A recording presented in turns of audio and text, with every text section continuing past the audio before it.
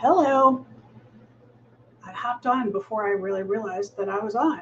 Hi. Uh, Happy Friday, everybody. And you are here because you want to know how to write your riveting bio. Let me take my glasses off so I can really look at you. And you can look at me in the eyes when I say everyone's doing this wrong. They just are. It's just terrible. And I want to say that people move at such a pace that they don't realize that they're putting the work on someone else to translate what you're sharing about yourself or what your um, background is or what you do for a living or what you serve, how you serve people at to like, what does that mean to me? And there's a reason why that cliche of like of uh, with them. It's um, what's in it for me. Like, what's in it for me? Your bio should deliver the what's in it for me. And P.S. There are 7 types of bios that every writer, every professional, every speaker, every thought leader needs. 7. 7. And if you don't know what they are, you can put it in the chat and I'll tell you. And I will even open up my 7 bios so you can see them. But there are 7 bios you need, and because you need them to have them handy and all in one document, because you will use them for all the ways that you show up in the world. In a when you're speaking, someone will ask you for a 75 word bios or less, or 20 words or less. Or if you're a podcast on a podcast, the podcaster will actually ask you to send them your bio, but in a way that they can read, which is reversed so that your name is said last. And no, nobody wants to know where you went to school or that your dog's name is Fred, unless that's your thing. Unless you're a dog trainer, then yes, we need to help you know how to present yourself in a way that you can present how you serve animals and their people in a really cute and sticky way, meaning memorable, that it sticks with somebody's brain. Sticky. So, um, and before I get into how to build your bio, let me first introduce myself in case we haven't met. I'm Allison. I help women over 40 get their books published and promoted like a boss. And this is coming to you. I grew up in PR, running PR for global brands you know and love that you have in your house, I swear. And for 25 years, I have done everything from radio interviews to um, be a contributor to the New York Times, CNN, on camera, off camera, behind camera, with celebrities and experts and some of my favorite rappers, because who doesn't like old school rap? And I can tell you, um, all of those people that I worked with, I had to change the message delivery, but the message was always the same. It was, what does this mean? So whether you're presenting your bio or a pitch or a hook for your book and you're trying to get your book published, it's, what does that person need to know about you? So you have to put on your hat of, what are they looking for, which requires empathy and requires you to back up from what feels like selling to what can I provide? What can I give to a person? So um, the tiniest itty bitty bio is like, it's like an amuse bouche. It's just like, it's like a 1 teaspoon of like chocolate brownie batter, that if you were a kid and your mom or dad used to let you lick the bowl, my mom would. And my sister and I actually had to share the bowl. So when she would like trace her finger through the brownie batter bowl, and then one of us would get one side and one would get the other. The things we did in the 70s would never fly today. I think my daughter would be like, ew, gross. Just give me the entire bowl full of raw batter. And I probably would because she's so precious. Anyway, when I write a tiny bio for someone, usually it's because we've already written the one pager. So the biggest bio you will ever need is not your resume. And most people on LinkedIn, they essentially put their resume. That's not what I'm talking about. I'm talking about the first line is Allison Lane is, or serves, or helps. Fill in the blank of what you do in relation to how it helps people. Even if you're writing memoir, and since I am now helping women get their books published and promoted, I'm talking to a lot of women who have a lot of life experience that sometimes turns into memoir, sometimes turns into a self-help book, or a prescriptive entrepreneurial book, or historical nonfiction. These are experts in their fields, and they're experts through experience, maybe a healthcare advocate. And so just because someone identifies as a cancer mom, that all that says is about them. So if you are a cancer mom, you are also a healthcare advocate. Do you see what I mean? Like, oh, well, what do you write about? Well, I write about, or I help parents of recently diagnosed children navigate the healthcare system. Oh, damn, how did you come to that? Well, I'm a cancer mom. So I'm talking about my client, Laura Lang-Ree, who just signed her book deal. And her daughter Cecilia was 2 when she was diagnosed with pediatric leukemia, and 1 in 6 children survive, and her child did. So yes, the survival rate of pediatric leukemia is horrific, and Laura journaled throughout that entire process and discovered that she had, 20 years later, as her child is graduating with her master's in something hard like statistics or super science or something science and mathy, that I, of course, would not ever do. She said we got in touch, and she said, I've written this memoir. And I was like, ooh, girl, that's not memoir. That is the moment you are writing something because you want to help someone else understand, or you want to give them tips on getting through the thing that you went through.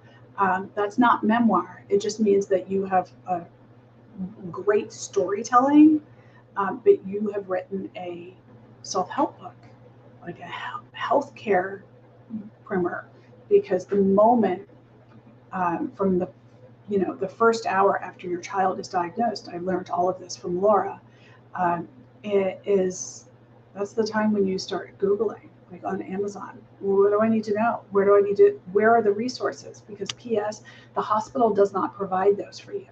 They are a medical team. They are treating your child, but they're not there to tell you, like, who's, what do you say to all the people who get in touch? What can I do? What can I do? And they can do nothing, because your life is forever changed. But Laura has a huge punch list now of what you can say to those people and how to help them help you, and to really get more out of it. And her book is tremendous. But we had to turn her the way that she introduced herself as a cancer mom. No, that's only about her.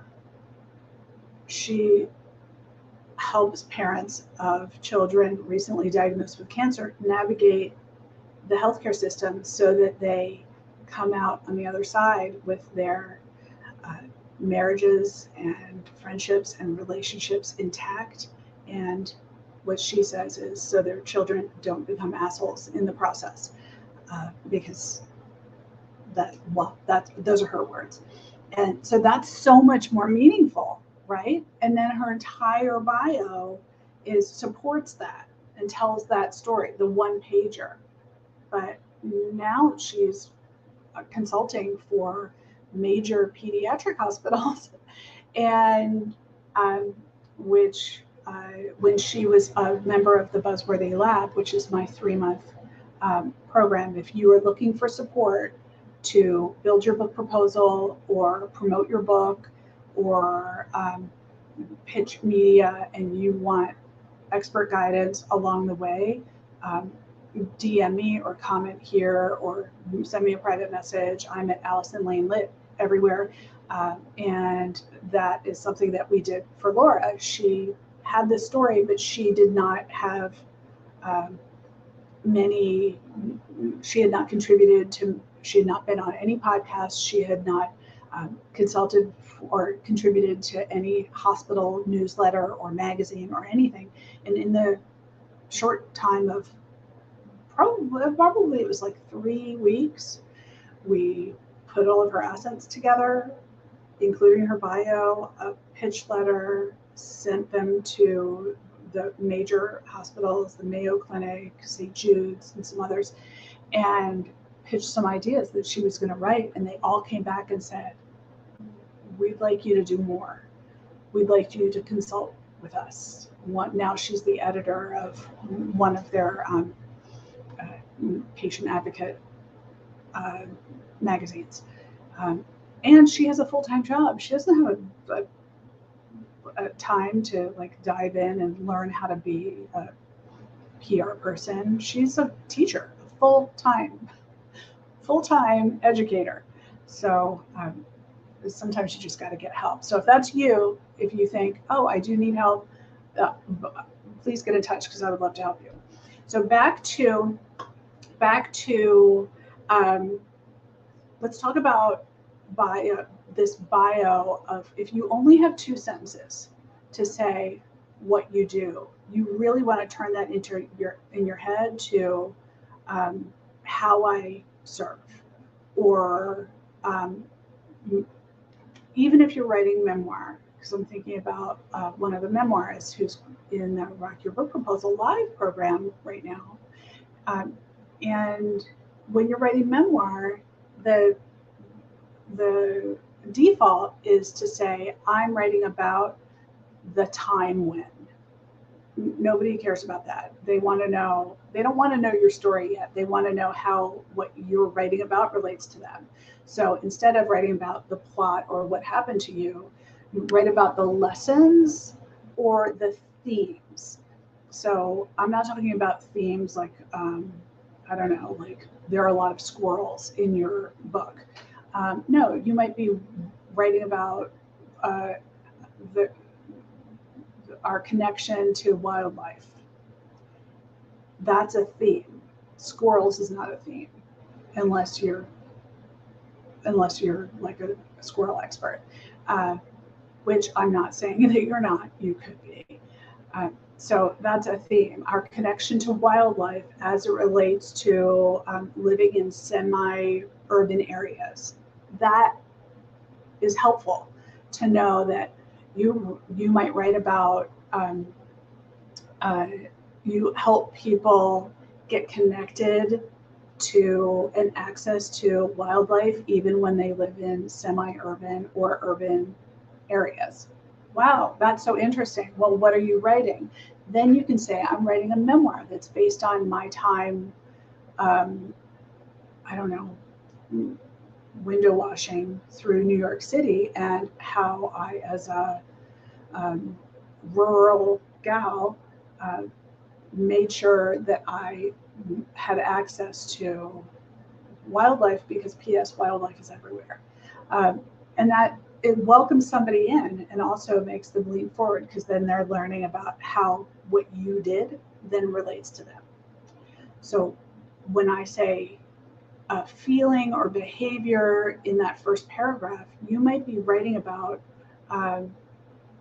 to take this forward, you might be writing about our connection to wildlife as it relates to something that's opposing. Or I like to look for 3 different themes, because the mashup is what makes it important. It's because if you're only writing about one theme, it's like narrowing. It's like if you went to a restaurant, you could only order one entree, like this is it, and then really what you've created is a yes or no situation. It's binary. When you offer 3, what you're really offering is 9. I think it's 9, because of the combinations that are available.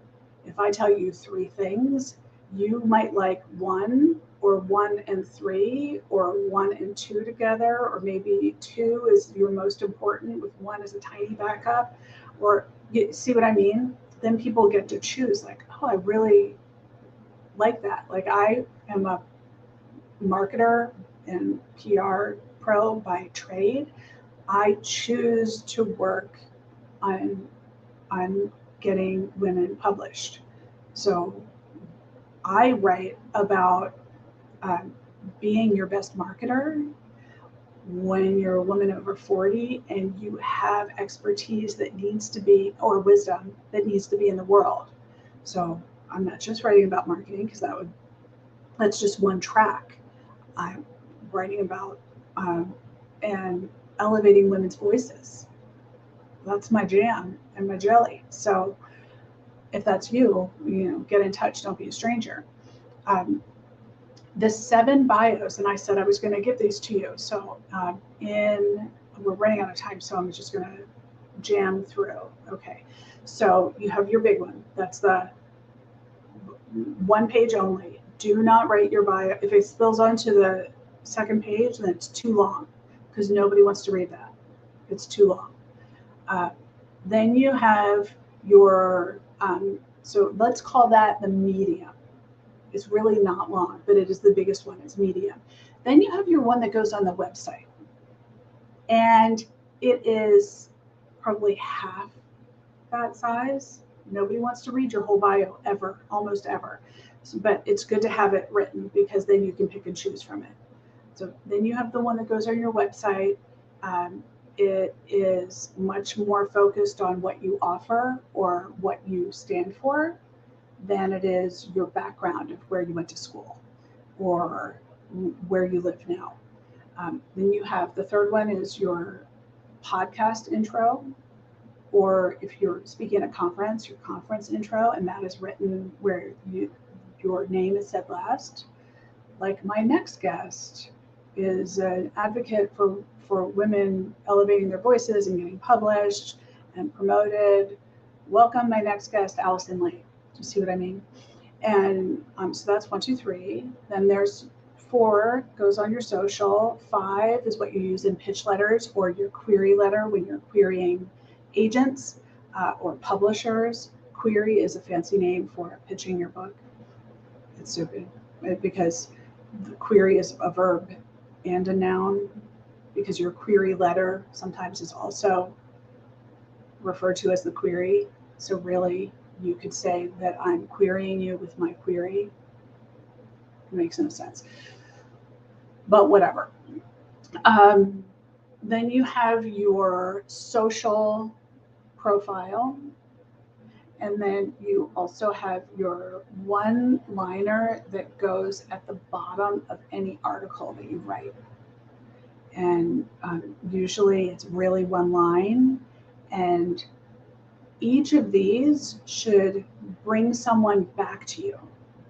The dullest thing is to have that 1 line just be about you and not offer something to someone. So if you write an article for, I don't know, Insider or Newsweek, and they put your bio at the bottom, by Allison Lane. Allison does X, Y, and Z. Allison lives in Boston and writes about women and marketing and